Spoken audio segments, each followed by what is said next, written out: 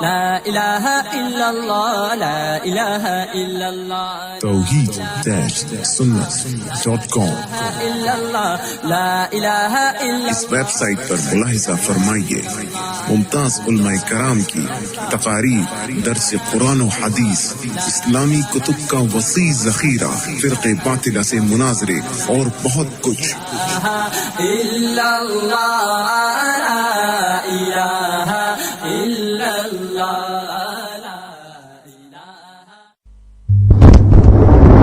الحمد لله نحمده ونستعينه ونستغفره ونؤمن به ونتوكل عليه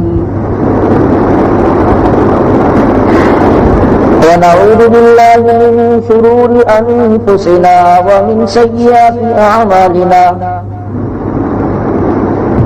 من يهده الله فلا مضل له ومن يضلل فلا هادي له ونشهد أن لا إله إلا الله وحده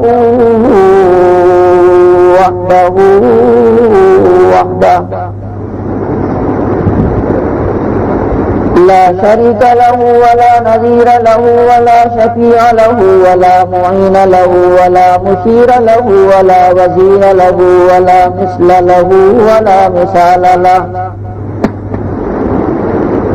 صل على سيد الرسل وخاتم الأنبياء أما بعد فأعوذ بالله من الشيطان الرجيم بسم الله الرحمن الرحيم عاملة ناصبة تصلى نارا حامية تسقى من عين آنية قال تعالى في مقام آخر قل إن كنتم تحبون الله فاتبعوني يحببكم الله قال النبي صلى الله عليه وسلم كل بدعة ضلالة وقال عليه الصلاة والسلام وكل ضلالة في النار صدق الله مولانا العظيم وصدق رسوله النبي الكريم ونحن على ذلك لمن الشاهدين والشاكرين والحمد لله رب العالمين يا رب صل وسلم دائما أبدا على حبيبك خير الخلق كلهم هو الحبيب الذي ترجى شفاعته لكل حول من الأحوال مقتحم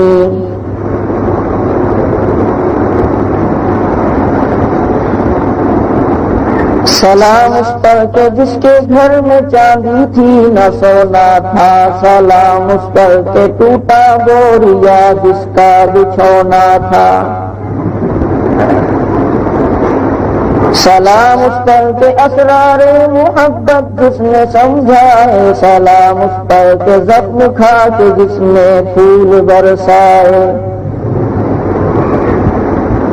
سلام اس پر جو امت کے لیے راتوں کو روتا تھا، سلام اس پر جو فرش خاک پہ جاڑے میں سوتا تھا،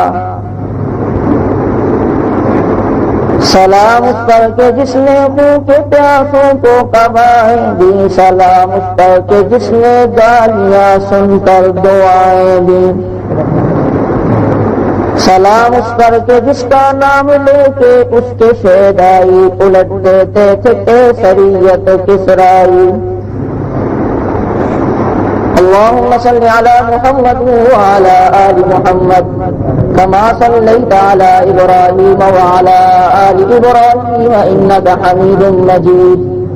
اللهم بارك على محمد وعلى آل محمد كما باركت على إبراهيم وعلى آل إبراهيم إنك حميد مجيد۔ اللهم صل على محمد في أول كلامنا اللهم صل على محمد في أوسط كلامنا اللهم صل على محمد في آخر كلامنا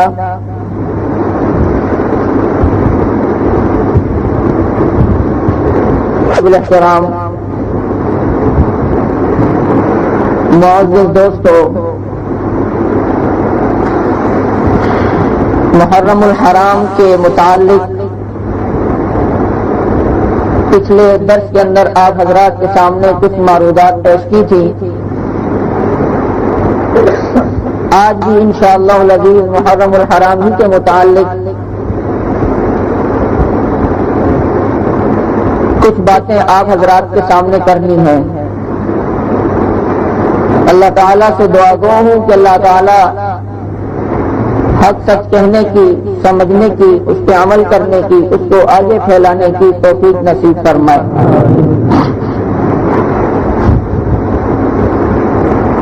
جب سے اتوار کا سلسلہ یہاں شروع ہوا ہے، بلکہ اس سے بھی پہلے سے اللہ کی توفیق سے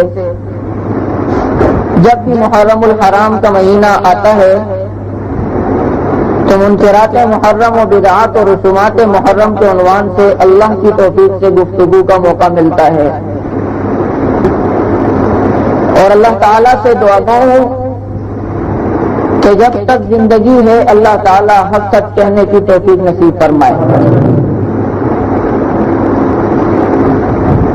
آج صبح ایک جگہ بیان کا موقع الحمدللہ ملا، وہاں پر بھی میں نے ایک بات کہی کہ ربیع الاول کا مہینہ آتا ہے یا محرم الحرام کی رسومات کا یا اور کوئی عقائد باطلہ کی رد کے سلسلے کا اللہ کی توفیق سے بیان ہوتا ہے، اور اس پر میں اللہ کا لاکھ لاکھ مرتبہ شکر ادا کرتا ہوں کہ اللہ تعالیٰ نے یہ توفیق دی ہے کہ اس معاملے کے اندر اور ان رسومات و بدعات و شرک و کفر اور توحید و سنت کے اتباع کے سلسلے میں بیان کا موقع ملتا ہے. اگرچہ بعض حضرات کی نظروں میں یہ بات اچھی نہیں سمجھی جاتی، ان کا بیان کردہ فارمولہ یہ ہوتا ہے کہ اپنوں کو چھوڑو نہیں، دوسروں کو چھیڑو نہیں، اپنے مذہب پہ ڈٹے رہو، دوسروں کے مذہب میں پڑھو نہیں. اور بعض حضرات اس قسم کے مقرر کو اپنی نگاہوں میں حقیر سمجھتے ہیں اور چھوٹا سمجھتے ہیں. اللہ سے دعا ہوں کہ اللہ تعالیٰ اپنی نگاہوں میں اونچا بنا دے. اللہم اجعل فی عینی صغیرا واجعل فی اعین الناس کبیرا. کسی کو بات اچھی لگتی ہے، کسی کو بری، لیکن مجھے اللہ کا شکر ہے، اس بات پر خوشی ہے اور میں شرح صدر ہوں اور مطمئن ہوں کہ اس قسم کے بیانات اختلافی کرتا ہوں. اور آج اللہ کے گھر میں بیٹھ کے اللہ سے دعا کرتا ہوں کہ اللہ تعالی ہمیشہ عقائد باطلہ کے رد کے سلسلے میں بولنے کی توفیق نصیب فرمائے اور اللہ قبول فرمائے. ہماری نرمیوں نے اور ہماری مصلحتوں نے ہمیں جو ہے وہ پیچھے کیا، اور خود ہماری عوام اور ہمارا طبقہ بدعات کے اندر مبتلا ہوا. خود ہمارا طبقہ یہ نہیں جانتا کہ علم غیب کیا ہے، تو حاضر ناظر کا مسئلہ کیا ہے، تو مختار کل کا مسئلہ کیا ہے. مولانا یوسف بن نوری رحمہ اللہ نے ایک کتاب لکھی، اس میں فتنے ذکر کیے. اس میں ایک فتنہ ذکر کیا مصلحت کا فتنہ، کہ بعض لوگ مصلحت کی چادر اوڑھ لیتے ہیں کہ جی مصلحت ہے مصلحت ہے مصلحت ہے، اور بعض حضرات یہ تانا دیتے ہیں کہ یار کیا کن چکروں میں پڑ گئے ہو، کیا باتیں کرنے لگ گئے، کیا بیانات کرنے لگ گئے. لوگوں کو نماز روزے کے بارے الحمدللہ نماز روزے کے متعلق بھی بتلایا جاتا ہے، ایسا نہیں، یہ سلسلہ جو اتوار کا شروع کیا یہ خاص اس کے لیے، اتوار کے علاوہ اور دنوں میں درس میں آئیں آپ حضرات تو پتہ چلے گا۔ یہاں پر اصلاحی سلسلہ بھی الحمدللہ قائم ہے، اور جس کا نتیجہ آپ حضرات کو سامنے نظر آئے گا کہ ہم سے ٹچ ہوئے الحمدللہ ہر ساتھی کو اللہ نے داڑھی کی توفیق دی ہے۔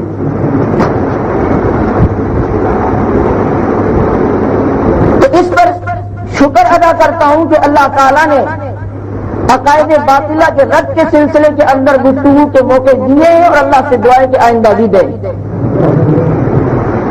ایک بزرگ فرماتے ہیں کہ بدعات کا چند گھڑی رد کرنا 60 سال کی عبادت سے بہتر ہے، اور ذمہ داری ہے ایک عالم کی کہ اذا ظہرت الفتن والبدع وسبت اصحابی، جب فتنے پھیلے، نبی فرماتے ہیں جب فتنے پھیلے، بدعات عام ہو اور میرے یاروں کو گالی دی جائے، فَلْيُظْهِرِ الْعَالِمُ عِلْمًا، عالم کو چاہیے کہ اب اپنا علم ظاہر کرے، ان کا رد کرے۔ وَإِن لَّمْ يَفْعَلْ، اور عالم اس طرح نہیں کرے گا، فَلَعْنَةُ اللَّهِ عَلَيْهِ وَالْمَلَائِكَةِ وَالنَّاسِ أَجْمَعِينَ، ایسے پہ اللہ فرشتوں اور پوری انسانیت کی لعنت ہے۔ درود شریف پڑھ لیں۔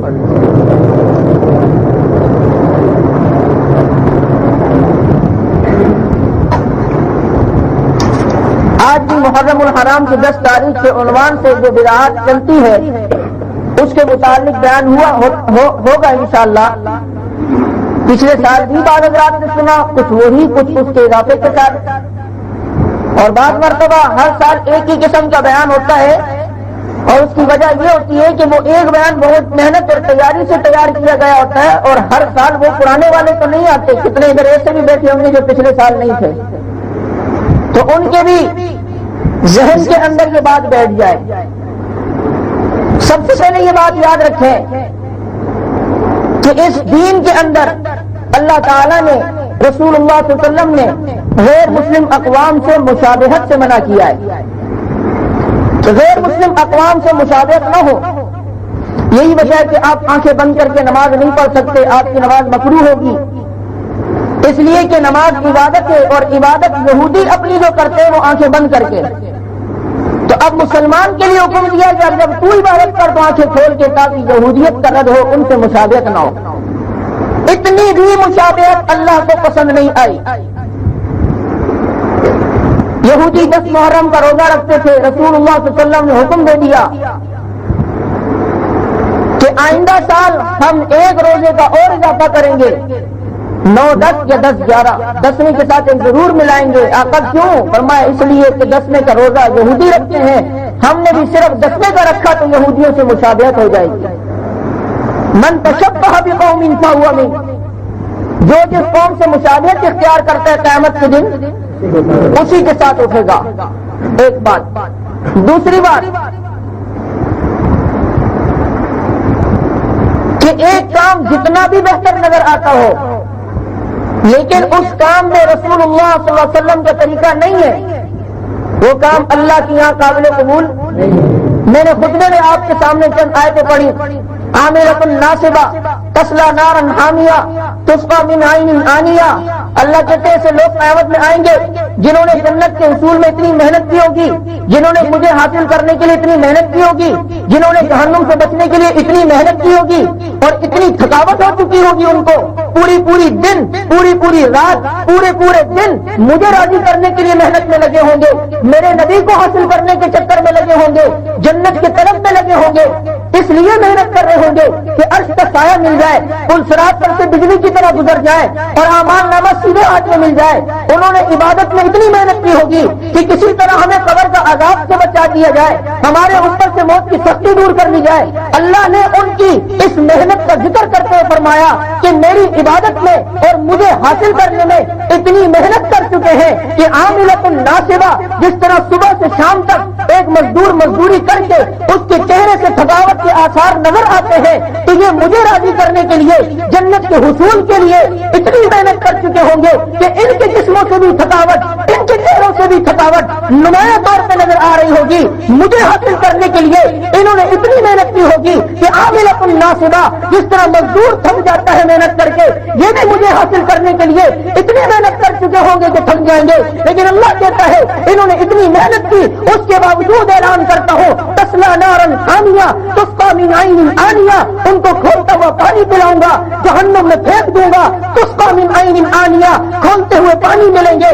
لیس لہم طعام الا من ذریع، ذریع کے علاوہ کوئی پھل نہیں ملے گا. لا یسمن ولا یغنی من جوع، وہ پھل ان کو نہ موٹا کر سکے گا نہ ان کی بھوک مٹا سکے گا. اے اللہ، آپ کو حاصل کرنے کے لیے محنت اتنی کی اور نتیجہ آگ مل رہا ہے، نتیجہ کھولتا ہوا پانی مل رہا ہے، نتیجہ کڑوا پھل مل رہا ہے. اے اللہ، اس کی وجہ کیا ہے؟ وجہ یہ ہے وَقُلْ إِن كُنتُمْ تُحِبُّونَ اللَّهَ فَاتَّبِعُونِي، اگر بات نہیں مجھے حاصل کرنا چاہتے ہو تو اس طرح عبادت کرو جس طرح میرا محبوب کر کے گیا ہے. انہوں نے عبادت تو کی لیکن طریقہ اپنا ایجاد کیا. مجھے حاصل کرنے کی کوشش تو کی لیکن طریقہ اپنا ایجاد کیا. تو اللہ کے یہاں وہ عمل قابل قبول نہیں کہ جو رسول اللہ صلی اللہ علیہ وسلم کے طریقے سے ہٹ جائے. ہوگا وہ عمل قابل قبول؟ دو باتیں. تیسری بات، کوئی انسان مر جائے، شہید ہو جائے، اس کے ایثار ثواب کرنا صحیح ہے، جائز ہے، آپ ایثار ثواب کر سکتے ہیں. لیکن میرے دوست، ایثار ثواب میں کیا غلطی ہوتی ہے؟ سب سے پہلی غلطی، ایک بات یہ اچھی طرح یاد رکھیں، آپ اپنے مردے کے ثواب کے لیے کوئی عمل کریں گے تو آپ کے مردے کو وہ ثواب اس وقت پہنچے گا جبکہ آپ کا کیا ہوا عمل بھی اللہ کی بارگاہ میں قبول ہوا ہو. اگر آپ نے بغیر وضو نماز پڑھی جان بوجھ کے اور اس کا ثواب آپ کہیں کہ میرے مردے کو مل جائے، ملے گا؟ بولو کیوں؟ آپ کی اپنی مدد قبول نہیں ہوئی. آپ نے نماز پڑھی اس لیے تاکہ دنیا مجھے دیکھے اور واہ واہ ہو، میری کوئی پبلسٹی ہو جائے، شہرت ہو جائے. اب آپ اس نماز کے بعد یہ کہتے ہیں کہ اس کا ثواب میرے مردے کو مل جائے، ملے گا؟ کیوں؟ بولے کیوں؟ دکھلاوا ہوا ہے. اور نبی فرماتے من صلی یرائی فقط اشرک، جس نے دکھلاوے کے لیے نماز پڑھا وہ تو مشرک ہو گیا ہے. نماز قبول نہیں، دکھلاوا کیا. جب آپ کی نماز قبول نہیں ہوئی تو یہ نماز کا ثواب آپ کے مردے کو ملے گا؟ کیونکہ یہیں سے پاس نہیں ہوا نا، یہی مور نہیں لگی. جب ادھر ہی پاسپورٹ پہ مور نہیں لگی تو آپ ایئرپورٹ سینٹر کس طرح ہوں گے؟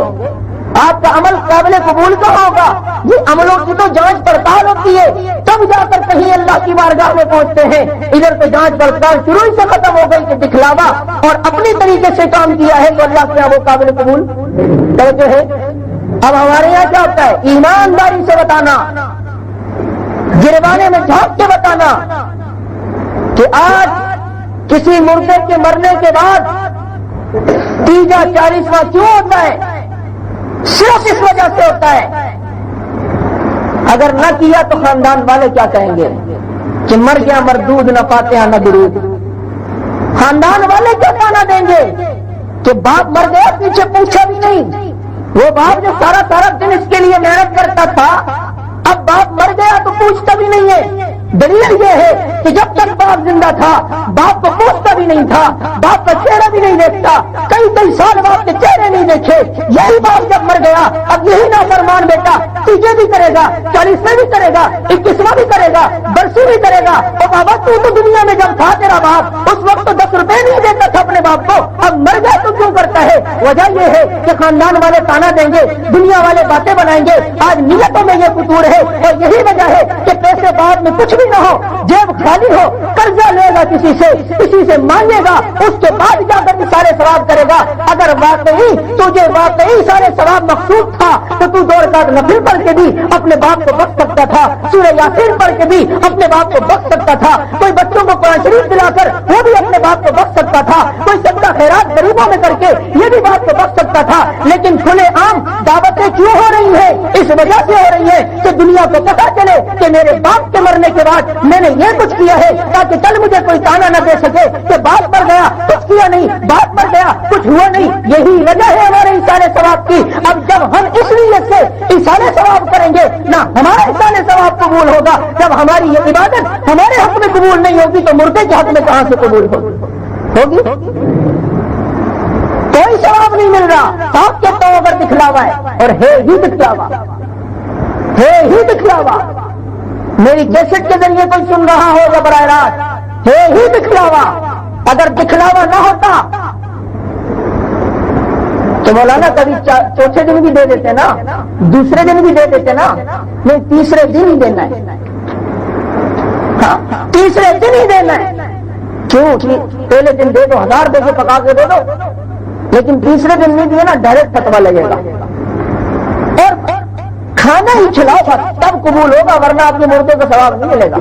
آپ پوری مسجد بنا لو اپنے باپ کے ثواب کے لیے. ہاں جی، ابھی ہاں ہمارے ایک ساتھی ہیں، ان کی والدہ کا انتقال ہوا، پورا اپنا پیسہ مسجد میں خرچ کیا اپنی والدہ کے ثواب کے لیے، پتہ نہیں اور کیا کیا کام کیے، لیکن ملا کا پیٹ نہیں بھرا، لوگوں کا پیٹ نہیں بھرا.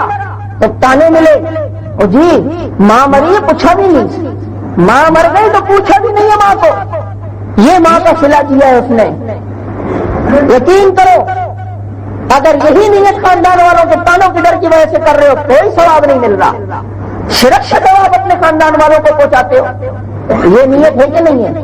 ہوتی ہے کہ نہیں لوگوں کے ذہنوں میں؟ آہستہ بول رہے ہو، شک ہے میری بات پہ، بولنا ہوگا بابا. آپ کو یہاں میں بار نہ بولا کروں اور اتوار کی کہ بولو، خود ہی ذرا زور سے بول دیا کریں اور بولا کرو.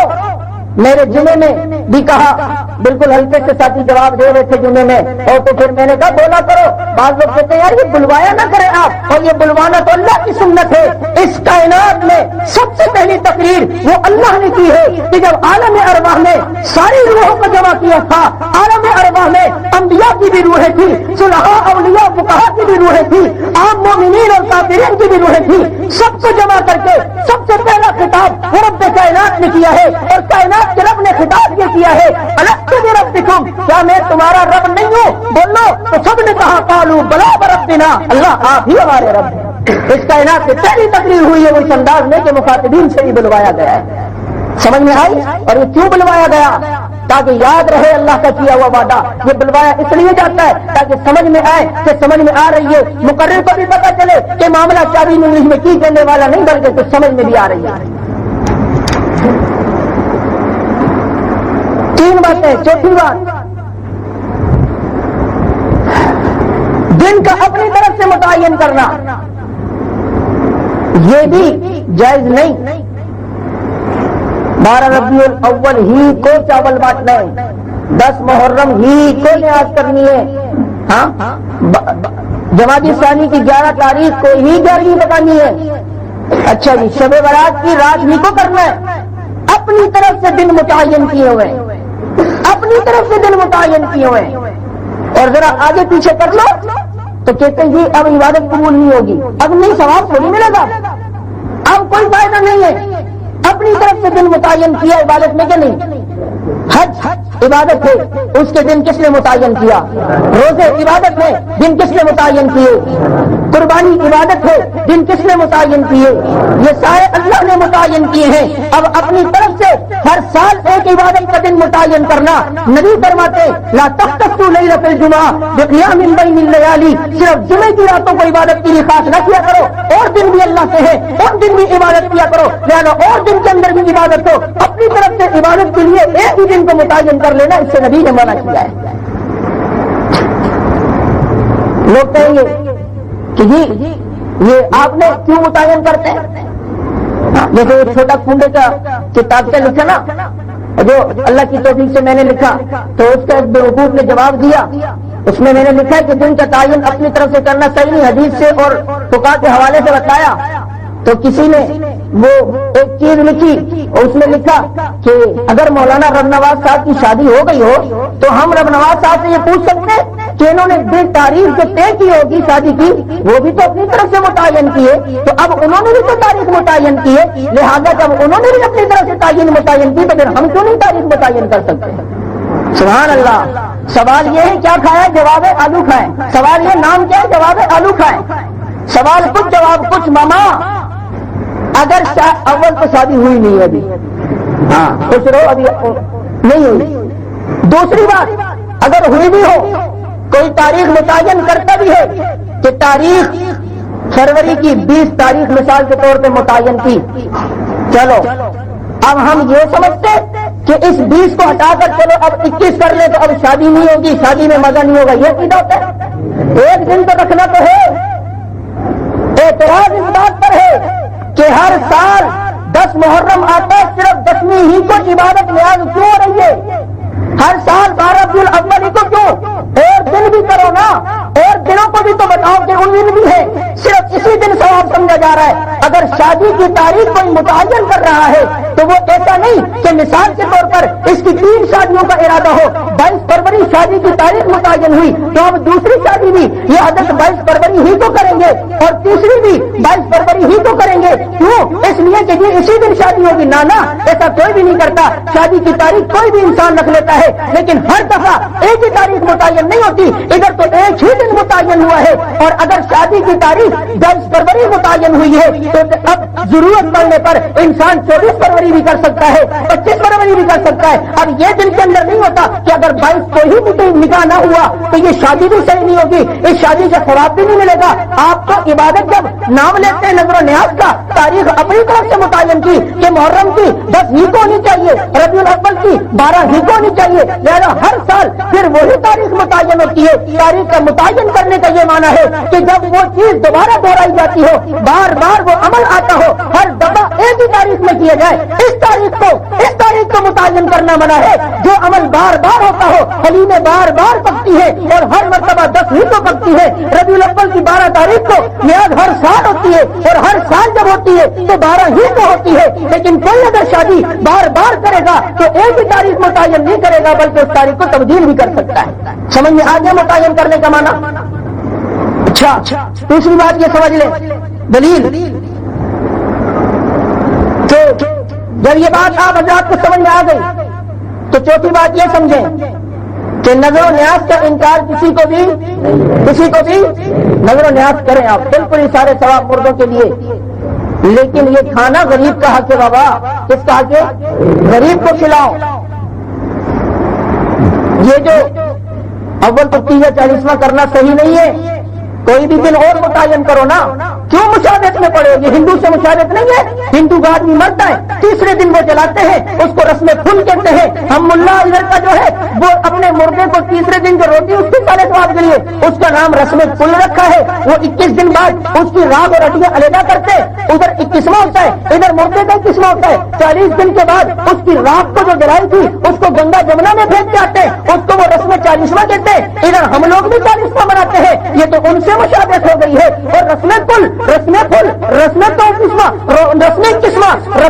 40واں ہمارے فاروقی صاحب کہتے تھے، اس لفظ کا نام ہی بتاتا ہے یہ عبادت نہیں، خود کہتے ہیں رسم 40واں، رسم 21واں، اور رسم تو برادری کے رواج کا نام ہوتا ہے۔ اگر یہ واقعی دین ہوتا اس کا نام سنت کل ہوتا، سنت 21واں ہوتا، سنت 40واں ہوتا۔ اس کا نام ہی بتا رہا ہے کہ اپنی طرف سے متعین کیا گیا مسئلہ ہے، نبی نے نہیں بتلایا ہے۔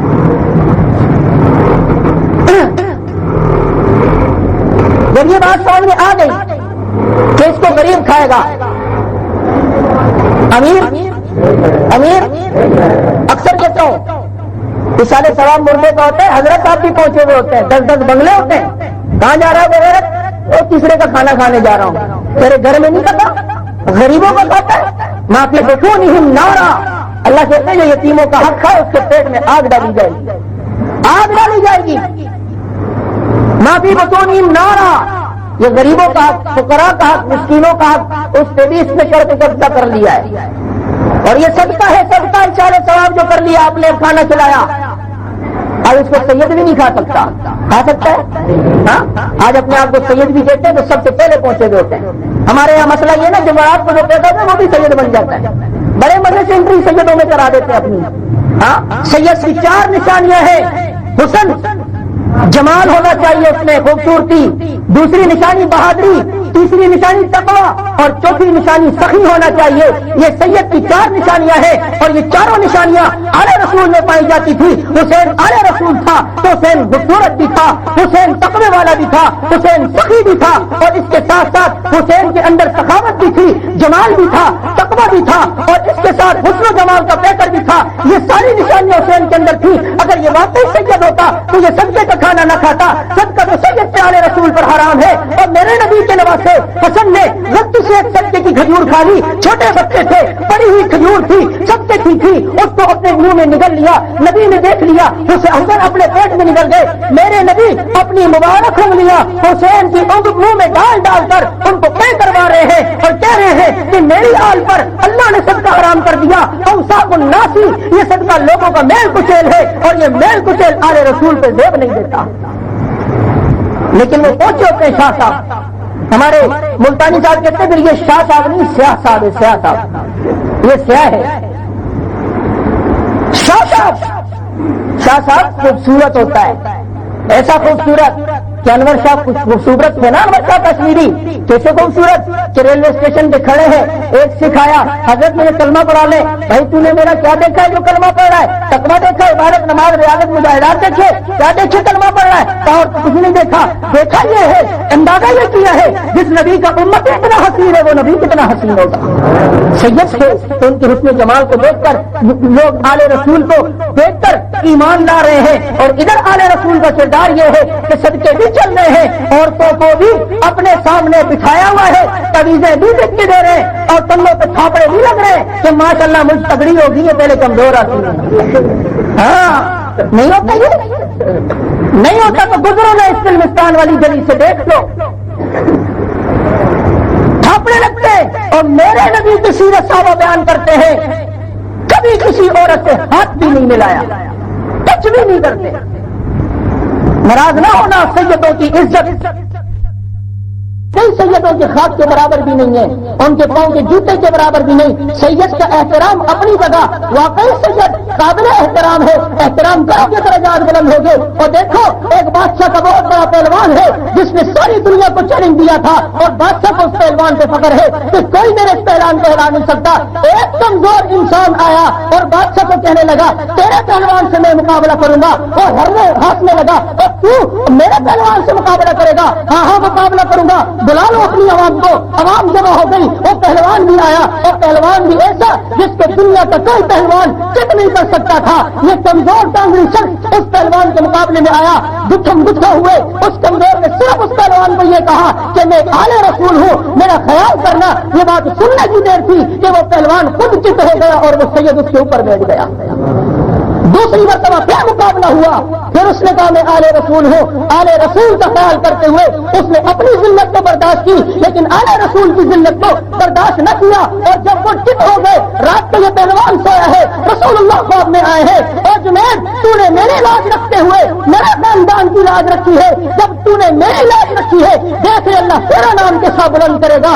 اب جب اس کا نام ایسا بلند ہوا کہ آج دنیا ادب سے خواجہ جنید بغدادی کے نام سے جانتے ہیں. کبھی پہلوان کے نام سے جانتے تھے, کبھی جنید بغدادی کے نام سے جانتے ہیں. لیکن کردار صحیح ہونا چاہیے. یہ بات ہی سمجھ میں آئی تو یہ جو 10 محرم کو حلیم کے سلسلے چلتے ہیں, ہاں اب بڑے خوشی حلیموں پہ آ گئے نا. بڑے اتنی دیر سے وہ کہہ رہے تھے, سوچ رہے ہوں گے یار کب آئے گا حلیم, کب کھلائیں گے. آ جائے گی 10 محرم نزدیک ہے. مجھے پتہ ہے ادھر ہم لوگ بعض لوگوں کے پیٹ پہ صبر نہیں ہوتا ہے. صحیح پڑھیں.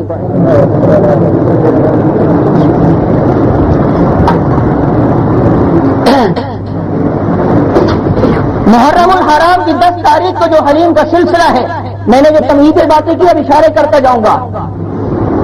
یہ شیعوں سے مشابہت ہے. 10 محرم کی شربت و حلیم کن سے مشابہت ہے؟ صحابہ نے پکائی, آل رسول نے پکائی, حسین کے خاندان نے پکائی. حسین کے خاندان میں پیران پیر شیخ عبد القادر جیلانی بھی آتے ہیں, امام باقر جعفر صادق بھی آتے ہیں, یہ سارے حضرات آتے ہیں. انہوں نے پکائی, کسی بزرگ نے پکائی, وہ بھی گستاخ سے نعوذ باللہ. تانا ملتا ہے نا جو 10 محرم کو گوٹے نہ لگائے. ہاں وہ جی آل رسول کو نہیں مانتے, یہ نظر و نیاز کو نہیں مانتے, یہ ہیں گستاخ وادی ہیں. یہ وہابی ہیں گستاخ ہیں، آپ کو نہیں مانتے. تو آج ادھر اگر فتوا لگاتا ہے، تیرے فتوے کی عزت کے اندر حسین کا پورا خاندان آتا ہے. حسین کی شہادت کے بعد بھی 10 محرم آیا ہے اور 1400 مرتبہ آیا ہے. کبھی حسین کے کسی خاندان والے نے یہ کام نہیں کیا. حضرت باقر نے نہیں کیا، حضرت جابر نے نہیں کیا، حضرت صادق نے نہیں کیا، موسیٰ کاظم نے نہیں کیا، حضرت جنید بغدادی نے نہیں کیا، پیران پیر نے نہیں کیا، کسی بھی آلے رسول نے یہ کام نہیں کیا. اگر تیرا فتوا لگتا ہے کہ تو گستاخی کی نیاز نہیں کرتا تو تیری فتوی کی جب کے اندر حسین کا پورا خاندان بھی آتا ہے. کیے انہوں نے یہ کام؟ کوئی کہ تو بول دو کہ حسین کے خاندان نے نہیں کیا، اس کے بارے میں کیا خیال ہے، ان کے بارے میں کیا فتوا ہے. یہ شیعوں سے مشابہت ہے. جو کام 10 محرم کو امام اماموں کی گلیوں سے ہوتا ہے وہی آج نام نہاد عاشق بھی اپنے کام سے کرتے ہیں. خدارا نبی فرماتے ہیں، نبی کی خواہش یہ تھی کہ میرا امتی 10 محرم کو روزہ رکھ لے. میرے نبی کی تمنا یہ تھی کہ 10 محرم کو میرا امتی روزہ رکھے.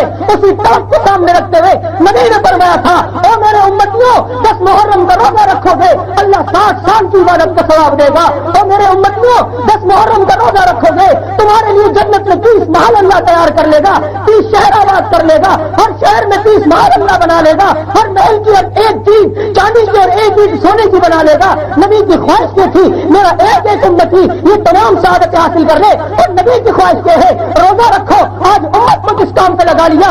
آج اکثر امت اس حلیم کی وجہ سے روزہ نہیں رکھتی. یہ سال میں ایک مرتبہ سیزن آتا ہے، گرم گرم حلیم ہے، اوپر نمبر چھوڑا ہوا ہے، اس کے اوپر تلا ہوا پیاز ہے، کیمرہ چھڑکا ہے، سونے کی مزیدار حلیم چھوڑے گا. اکثر لوگ 10 محرم الحرام کو حلیم کی وجہ سے نبی کی خواہش پہ پانی ڈال دیتے ہیں. اور نبی کی تمنا یہ تھی کہ میرا امتی یہ کر لے. اور ایک نبی کی تمنا تھی، ایک صحابی کے گھر کے قریب سے گزرے ہیں، ذرا اونچا بنا لیا تھا. اس صحابی نے اپنا گھر نبی کو دیکھ کے تھوڑا سا غصہ آ گیا. اس صحابی کو کچھ بھی نہیں کہا. وہ صحابی سمجھ گئے نبی اس کام سے ناراض ہوئے. اور نبی کی خواہش یہ ہے یہ نہیں ہونا چاہیے. اس طرح زمین سے اس اپنے مکان کو ملا دیا تھا، اس طرح ملیا میٹ کر دیا تھا کہ کسی کو یہ گمان بھی نہیں ہوتا یہاں پر کسی کے گھر ہوا کرتا تھا. نبی وہاں سے گزرے، دیکھ کر حیران رہ گئے. یہ صحابہ کا کردار ہے کہ اپنے تن من دھن کی بازی نبی کے لیے لگا دی، اپنی خواہش کو قربان کر لیا. آج امتی نبی کا نام بھی لیتا ہے اور نبی کا نام لے کر نبی کی خواہش بھی پوری نہیں کر رہا.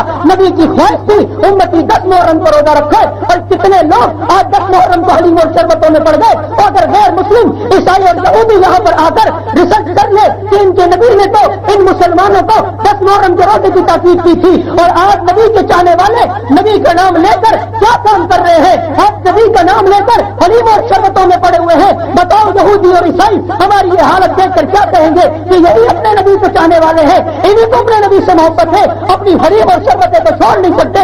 خدا کی قسم یہ سازش تو سمجھو شیعوں نے خود تو روزہ نہیں رکھا، انہوں نے تم سے بھی روزہ چھڑوایا ہے.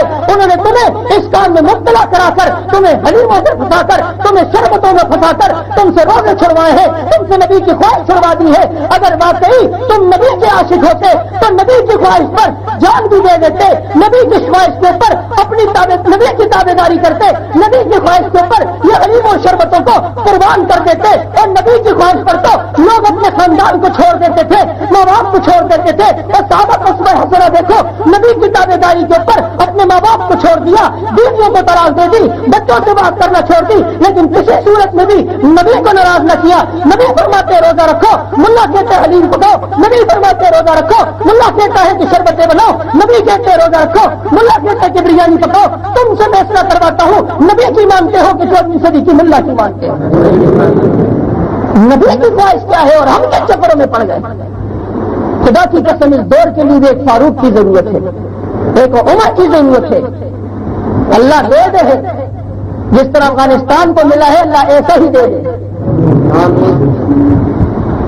نبی کی خواہش ہے لیکن نہیں جی بلے نا اپنے کاموں میں لگے. یہ عبادت ہے، دوسروں سے مانگتے ہیں چندہ، انٹی چندہ دے دو، خرچہ میرا نخرا تیرا، خرچہ ساڑھا نخرا تو یہ کون سی عبادت ہے بھائی؟ میں ہوٹل والے کے پاس جاتا ہوں 20 روپے کی حضرت حلیم دینا، اس نے حلیم دی مجھے 20 روپے کی، میں نے 20 روپے اس کے ہاتھ میں تھمایا، اس کو بھی بڑا ثواب ملا، مجھے بھی بہت ثواب ملا ہے نا؟ نہیں ثواب ملا؟ لگتا ہے ملا، اسی لیے شک میں آپ بولتے نہیں. یہ کون سا ثواب ہے پیسے لے کے دے رہا ہے؟ ہوٹل والے کو آپ حلیم خریدو پیسے تو ثواب ملے گا؟ تو ادھر بھی ثواب ملتا ہے. اگر واقعی حضرت عشق ہے نا تو اپنی جیب سے خرچ کر، پھر پتہ چلے گا کتنا بڑا عاشق ہے. ہاں پھر عشق کا پتہ چلے گا کہ کتنا بڑا عاشق ہے. عاشق تو اشارے پر اس طرح خرچ کرتا ہے کہ گھر میں سوئی بھی نہیں رہنے دیتا. یعنی بھی سمجھ گئے نہیں سمجھے کس طرح اشارہ ہے؟ کون سے ثابت ہے؟ عاشق تو اس طرح خرچ کرتا ہے کہ اشارے پہ سوئی بھی نہیں رہنے دیتا. اور تو ربیع الاول میں نبی کے نام پر جب کمکمے بھی لگاتا ہے تو تم نے بھی حکومت کی بجلی سے لگاتا ہے.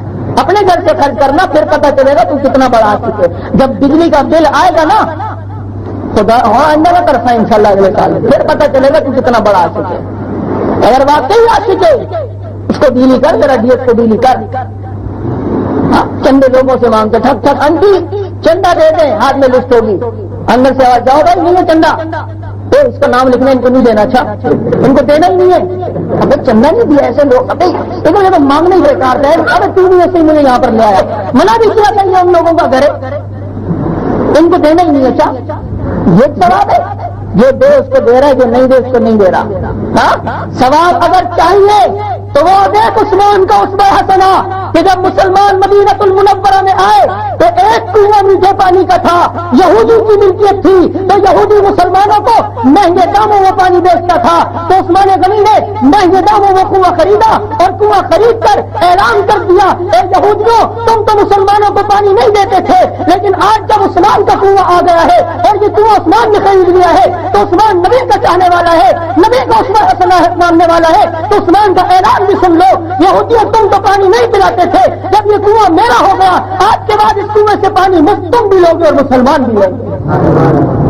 نبی کا اسوہ یہ اسوہ حسنہ یہ ہے صرف من قطعت ومن ظلمت، جو تجھ سے ظلم کرے تو اس سے احسان کر، جو تجھ سے توڑے تو اس سے جوڑ، جو تجھ کو منع کرے تو اس کو عطا کر. یہ نبی کا اسوہ حسنہ ہے. گوٹے لگ رہے ہیں پوری پوری رات عبادت، ساتھ میں انڈیا کے گانے بھی چل رہے ہیں، جو عبادت ہے بابا زبردست. گوٹے بھی چل رہے ہیں، ایک نظر گوٹے کی دیکھ پر، ایک نظر کھڑکی پر. ہاں یہ سارے ڈرامے پتہ ہیں. ایک نظر ادھر ایک نظر، یہ عبادت کر رہے ہیں ماشاءاللہ سے، یہ عبادت ہو رہی ہے. ارے یار تھک گیا ہوں، اب وہ راڈ پڑی ہوئی ہے نہ پی لینا، تو پوری راڈ کھینچیں گے. یہ عبادت ہے تھکاوٹ کو دور کرنے کے لیے. ہاں پوری پوری راڈ. کوئی منع کرے فوراً گستاخی، فوراً گستاخی. ایک تو گستاخی کا فتویٰ منہ پہ رہتا ہے ہر وقت، فوراً فتویٰ. اگر واقعی یہ دین ہوتا، عجیب بات اللہ نے ذہن میں ڈالی تھی.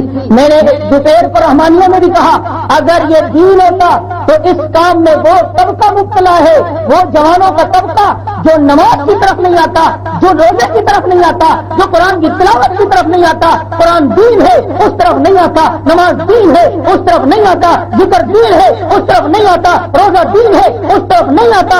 اس کام میں دلچسپی کیوں ہے؟ جوان طبقہ جو کہ نماز روزہ کی طرف نہیں آتا اس کام میں اتنی دلچسپی کیوں لے رہے ہیں؟ اس لیے کہ یہ دین نہیں. اگر یہ دین ہوتا خدا کی قسم اس طرف بھی یہ طبقہ نہ آتا. یہ تفریح ہے، تفریح، دین نہیں.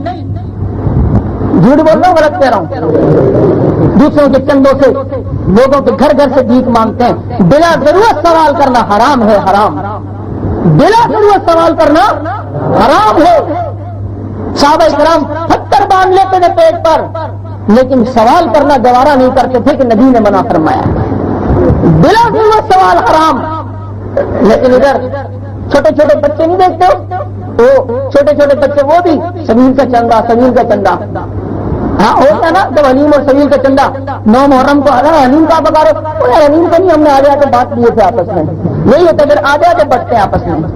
اور پھر یہ حلیم پکڑا، بڑا ثواب. صبح ہوئی فجر کی نماز کا ٹائم ہوا، حلیم پکانے والے کہاں ہیں؟ بڑے غیر میں کہاں ہے بھائی؟ وہ دیکھ رہے ہیں اتنا بڑا دیکھ کے اپنے گھر سے پہلے لے کر آئے گا کہ پہلے میں اپنے گھر کے لیے ثواب دوں گا. عجیب بات، عجیب دین ہے. اور 10 محرم کی صبح پھر یہ سارے کام شروع ہوتے ہیں اور نبی کہ دل کتنا دکھتا ہوگا.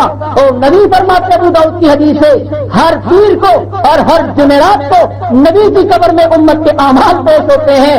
اگر یہی اعمال نامہ امت کا جائے گا اور نبی کو پتا چلے گا کہ میں تو یہ تمنا دل سے لے کر آیا تھا اور دل میں یہ تمنا رکھ کے دنیا سے گیا تھا کہ میرا امت ہی روزہ رکھ لے، لیکن انہوں نے میری لاج نہ رکھی. آئے اللہ آج 10 محرم کا دن تھا اور میں تو یہ سمجھتا تھا کہ میرا امتی میرے بات مانے گا، میرا امتی میرا کہنا مانتے ہوئے آج روزے کا تحفہ آئے گا، آج اعمال نامے میں روزہ لکھا ہوگا، لیکن یہ اللہ کی خرافات میں پڑ گئے. اور جب یہی معاملہ ہوگا تو قیامت میں نبی اتنا غصے ہوں گے. نبی فرماتے قیامت میں ایسے لوگ بھی آئیں گے جنہوں نے دین اپنی طرف سے ایجاد کیا ہوگا. جب ہونے کوثر کے پانی پینے کے لیے آئیں گے نبی فرمائیں گے سکن سکن غجر آبادی دباؤ جاؤ جہاں سے جنہوں نے میرے بعد میرے دین کو تبدیل کر دیا ہے. کھچڑا پکائے کیوں پکاتے ہو؟ وہ جی 10 محرم کو نا 9 محرم کی رات کو حضرت حسین کے خاندان نے بھی کھچڑا پکایا تھا. یہی دلیل ہے نا؟ اور کوئی دلیل ہے مولوی صاحب کے پاس؟ ہاں سنیے کہ نہیں کہ 9 محرم کی رات کو صبح 10 محرم تھی کہ حضرت حسین ان کے خاندان نے کھچڑا پکایا تھا. ہم انہی کی رات تازہ کرتے ہوئے ہم بھی ساری رات کھچڑا پکاتے ہیں. یہ مولوی صاحب نے تقریر میں اپنا کھچڑا اپنا پیٹ ثابت کر لیا، کھچڑا نہیں اپنا پیٹ ثابت کیا ہے. اب جب یہاں سے فارغ ہوا دوسرے دن ادھر تقریر کر رہا ہے ممبر پہ، حسین کو تیر لگے اور رونی بھی تھی. یاد ہے نا پچھلے اتوار کے جو میں نے کہا رونی بھی تھی ایک کا تذکرہ کیا تھا. ہاں زبانیں کیا تھی، پیاس اتنی تھی کہ پانی نہیں تھا، ایک قطرہ پانی نہیں، بھوکے دنیا سے گئے، پیاس کی حالت میں آئی. واہ واہ زبردست تقریر ایسی تقریر کرتے جیسے خود یہ وہاں موجود تھا. تو اب یہ دین ہے کھچڑا ثابت. پیاس کی حالت میں موت آئی، پیاس کی حالت میں شہید ہوئے، یہ ہوا. ادھر حضرت کہتے ہیں کہ رات کو کھچڑا پکایا اور ادھر کہا پیاسے شہید ہوئے، بھوکے شہید ہوئے. تو مجھے بتاؤ مولانا کھچڑے میں تو پانی بھی بنتا ہے، تو پانی کھچڑے میں ڈالنے کے لیے آپ کے چچا جان میں کر رہے تھے. خود ذرا میں اکثر کہتا ہوں اللہ روسے تھے عقل، اللہ ناراض ہوتا ہے تو عقل. تو اگر تم نے کھچڑا مانا ہے تو حسین کی شجاعت کہاں جائے گی، حسین کی بہادری کہاں جائے گی، حسین کی دلیری کہاں جائے گی، حسین کا صبر و استقامت کہاں جائے گا، حسین کا 3 دن بھوکا پیاسا رہنا کہاں جائے گا. اور میں علماء دیوبند کا ادنا خادم ہوں، میرا یہ عقیدہ ہے حسین 3 دن پیاسے شہید ہوئے، 3 دن بھوکے شہید ہوئے. اور میرا عقیدہ ہے 3 دن پیاسے رہ کر ظالم کے سامنے جھکے نہیں، 3 دن بھوکے رہ کر باطل کے سامنے جھکے نہیں، 3 دن بھوکے پیاسے رہ کر باطل کے سامنے جھکے نہیں. ہم اگر 3 دن پیاسا رہنا مانتے ہیں، تم کھچڑے کو مانتے ہو. جب تم نے کھچڑا مانا تم نے حسین کا 3 دن پیاسا رہنا مانا، تم نے حسین کا 3 دن بھوکا رہنا نہ مانا، تم نے حسین کی پیاس کا انکار کیا، تم نے حسین کی بھوک کا انکار کیا. مولوی نے اپنے پیٹ کے لیے حسین کی پورے کرب و بلا کی تاریخ کو تبدیل کیا. اب فیصلہ آپ پر ہے کہ حسین کا 3 دن بھوکا پیاسا مانتے ہو کہ کھچڑے کو مانتے ہو، کس کو مانو گے؟ پیاسے شہید ہوئے کہ نہیں؟ تو یہ کھچڑا پھر آیا نہیں، کہاں سے آ گیا؟ اور ایک کتاب میں مقتل حسین کتاب میں تو بیوقوفوں نے یہ بھی لکھا ہے کہ شہادت سے پہلے حضرت حسین نے غسل بھی کیا تھا. حضرت حسین نے عجیب یقین کرو واقعی اللہ رسول سے عقل کھسے، اللہ ناراض ہوتا ہے تو عقل چھین لیتا ہے. بابا سمجھو نظر و نیاز کے منکر نہیں ہے، نظر و نیاز کرو اللہ کے نام پر، اللہ تیرے نام پر ہے، تو اس کا ثواب فلاں کو پہنچا دے، تو اس کا ثواب پیران پیر کو پہنچا دے، تو اس کا ثواب جنید بغدادی کو پہنچا دے، تو اس کا ثواب حسین کو پہنچا دے. کوئی انکار نہیں، ان متعین نہ کرو، اور بھی چیزیں کرو نا. کوئی کپڑا خرید کو دو، اگر واقعی سارے ثواب مقصود ہے تو ادھر تو اگر کھا پی لیا ختم ثواب. اگر واقعی سارے ثواب کرنے کا آپ کو شوق ہے اور واقعی آپ اپنے مردے کے حامی ہیں اور اس کا درد آپ اپنے دل میں رکھتے ہیں تو حضرت ہم مشورہ دیتے ہیں کہ کسی غریب کو کپڑا پہنا دو، اس کپڑے کو جب تک پہنے گا اس میں جتنی نمازیں پڑھے گا اس کا ثواب کے مردے کو ہوگا. کسی بچے کو قرآن شریف دلا دو، وہ بچہ جب قرآن پڑھے گا جب تک پڑھے گا آپ کے مردے کو ثواب ملے گا. اس قرآن میں آپ کے بچے نے حفظ کیا، جب تک وہ بچہ حفظ کرتا رہے گا ثواب آپ کے مردے کو ملے گا. وہ بچہ تراویح میں قرآن سنائے گا، پیچھے جتنے سنیں گے ان کا ثواب بھی، بچے کا ثواب بھی آپ کے مردے کو ملے گا. اس بچے نے آگے بچوں کو پڑھایا، وہ بچے آگے پڑھائے، وہ بچے آگے پڑھے، سارا ثواب آپ کے مردے کو ملے گا. جو کہے کہ ثواب 1 منٹ کا پہنچاؤ وہ تو آپ کے بڑے عاشق بن گئے ہیں، اور جو یہ کہ قیامت تک آپ کے مردے کو ثواب ملے وہ نظر نیاز کو نہیں مانتا ہے. تو تم اگر واقعی کرتے ہو اور حلیم ہی کیوں ہے؟ کوئی اور بتاؤ. حلیم ہر جگہ سے حلیم حلیم، اور کہیں اچھی پکی ہوتی ہے کہیں خراب پکی ہوتی ہے، اور سارے جب کھاتے ہیں اور اتنا کھاتے ہیں کہ 11 محرم کو کلینک جلابوں کے مریضوں سے بھری پڑی ہوتی ہے. ہاں سارے دست کے اور موسم کے مریض وہاں بیٹھے ہوئے ہوتے ہیں. پھٹ گستاخی کے تانے اپنا نہیں دیکھتے ہو. شربت سے پی رہا ہے اور زبردست ٹھنڈی ٹھنڈی شربت ہے، نورس کی شربت، اندر دودھ ڈلا ہوا ہے، اوپر بادام بھی ہے، اوپر کیوڑا بھی ہے، پسا ہوا کھوپڑا بھی ہے، ٹھنڈا ٹھنڈا گلاس. حضرت صاحب مولانا نے لعنت اللہ علیہ نے پورا اپنے منہ میں ڈیلا اور ڈیلنے کے بعد گلاس میز پر رکھا. ہائے حسین کی یاد تازہ ہو گیا، حسین کی زبردست یاد تازہ. واہ سبحان اللہ، بڑا چلا کے بولی کام بھی ایسے یادیں بھی ایسی تازہ کرتا ہے میز کو تکلیف نہ ہو. حضرت اگر واقعی یاد تازہ کرنی ہے 10 محرم کا تو روزہ رکھ. تجھے عصر کی نماز کے بعد جب بھوک و پیاس لگے گی تب تیرے دل میں خیال آئے گا، ہائے میں تو ایک دن کی بھوک و پیاس برداشت نہیں کر سکتا. حسین نے کس طرح 3 دن دشت کے اندر، کربلا کے ریگستان کے اندر، کربلا کے ریگستان و گرمی کے اندر 3 دن کس طرح پیاسا رہے تھے، 3 دن کس طرح بھوکے رہے تھے. جب تجھے ایک دن کی پیاس برداشت نہیں ہوگی تو کہے گا ایک دن کی پیاس برداشت نہیں. حسین کس طرح بھوکے پیاسے رہے ہوں گے. جب تجھے پیاس لگے گی تب تجھے صحیح معنوں میں حسین کی یاد تازہ ہوگی. خود ٹھنڈی ٹھنڈی شربت دیتی اور کہ حسین کی یاد تازہ ہوئی، تیری یاد تازہ کرنے پہ بھی انسان قربان جائے. زبردست. یہ یاد تازہ اس سے ہوگی، روزہ رکھنے سے یاد تازہ ہوگی. روزہ رکھنے سے یاد تازہ ہوگی. ہاں اس مولوی کو کسی نے چماٹ ماری ہو نا، اب تو 1 سال گزر گیا، اب تو یوں لاڈ کرتا ہے، پیار کرتا ہے، اس کو کبھی بھی وہ چماٹ یاد نہیں آئے گی. کسی دن کسی معاہد نے پھر ماری نا، پھر اس کو پہلی والی یاد آ جائے گی. اصل یاد یہ تکلیف ہوگی تو پھر یاد تازہ ہوگی نا. یہ کون سی یاد تازہ کرنا ہوتی ہے؟ اب ناراض نہ ہو، نہ تنقید مراد نہیں، آنکھیں کھولنا مراد ہے. اور اگر کوئی ناراض ہوتا ہے تو 1,00,000 مرتبہ ہو. ہمیں اللہ کو راضی کرنے کی فکر کرنی ہے. ہم یہ سمجھیں کہ سختی نہ کریں. لوگوں کو بتانا اگر کوئی سختی سمجھتا ہے تو 1,00,000 مرتبہ سختی سمجھے. میرے نبی حق بات بیان کرتے تھے، اس کو بیان کرنے کے اندر کبھی بھی لچک پیدا نہیں کی، کبھی بھی نہیں. نرمی کرو، نرمی کرو. ارادہ ہوتا ہے کہ یار نرمی کریں. ایک ساتھی نے زبردست مشورہ دیا، کہا صاحب سب نے نرمی کے ٹیبل اختیار کیے ہوئے ہیں، دوبارہ آپ نرمی نہ کرنا. ادھر اگر نرمی ہو گئی تو اس طرح کی چیزیں بتائے گا. ادھر تو صرف وضو اور غسل کے مسائل بتائے جاتے ہیں. بابا یہ چیز بھی بتلانا سنت ہے، یہ چیز بھی بتلانا دین ہے. اور میں یہ کہتا ہوں کہ بدعت کا تھوڑی دیر کا رد 40 سال کی عبادت سے بہتر ہے کہ نہیں؟ اگر کوئی نہ بتائے، عوام اس میں پڑی ہو، کیا مسجد کے خطیب کی یہ پوچھ نہیں ہوگی؟ مسجد کے مقتدی اپنے امام کو قیامت میں نہیں پکڑیں گے کہ اگر صرف نماز روزے کے مسائل آتے تھے آپ کو کتنے سے زیادہ کیوں نہیں کیا؟ ہم اس فکر میں پڑے ہیں. آج ہمارا ہاتھ اور آپ کا گربان ہے، آپ نے بتایا کیوں نہیں؟ ان چیزوں کو بتانا ضروری سمجھتا ہوں. اور ضروری ہے کہ نہیں ہے؟ آپ بھی اس کام کو ضروری سمجھیں. محنت کریں، خدا را تھوڑی سی محنت کریں گے انشاءاللہ اللہ بہت فائدہ دے گا، بہت فائدہ دے گا. سمجھائیں لوگوں کو کہ کیا خرافات میں پڑے ہو، یہ سبیلیں بنا رہے ہیں، یہ کر رہے ہیں، وہ کر رہے ہیں. سبیل کا چندہ، سبیل کا. ایک تو یہ طرف چندے مانگ مانگ کے مر جاتا ہے. چندہ چندہ چندہ، سبیل کا چندہ. سبیل کیا کرو گے؟ ہم بھی سبیل بنائیں گے، لوگوں کو پانی پلائیں گے. تو بغیر سبیل کے نہیں بنا سکتے، گھر میں باہر مٹ کر رکھ دو نا. سبیل بنا کے شور مارنا ضروری ہے. اور پھر اس میں چھوٹے چھوٹے گڈے ڈال رکھیں گے اور پھر وہ چھوٹا چھوٹا تالاب بنائیں گے اور بڑا خوبصورت سی بنائیں گے اور یہ بنا کر شیطان کے پھر بھائی بن جائیں گے. اس لیے کہ اللہ کہتا ہے ان المبذرین کانوا اخوان الشیاطین، فضول خرچی کرنے والے شیطان کے بھائی ہوا کرتے ہیں. یہ فضول خرچی نہیں ہے. نبی بتوں کو توڑنے کے لیے آئے تھے. آج نبی کا نام لے کے بتوں کو بنایا جا رہا ہے کہ نہیں بنایا جا رہا؟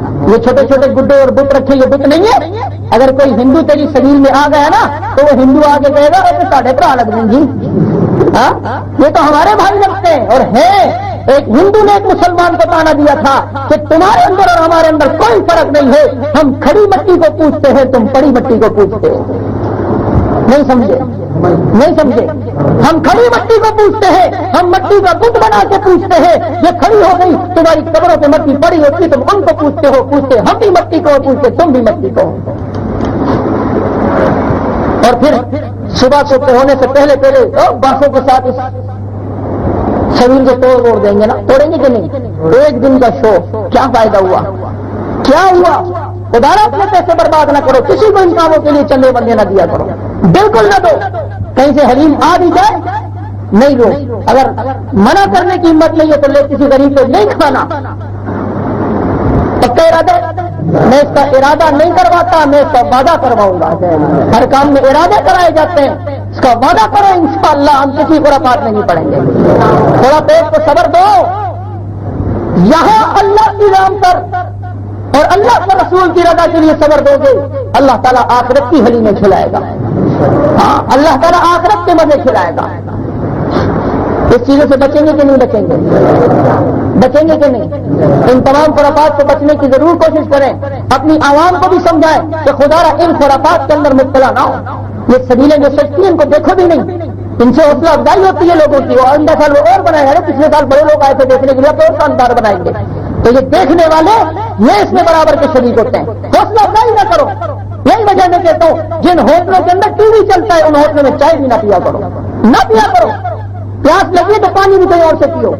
جب اس ہوٹل میں کوئی آئے گا نہیں چائے پینے، آئندہ یہ ٹی وی چلائے گا وہاں پر، بھلے وہ ٹی وی بند کر دے، تمہارے آنے کی وجہ سے نہ بیٹھو ادھر، بالکل اس جگہ چائے بھی نہ پیو.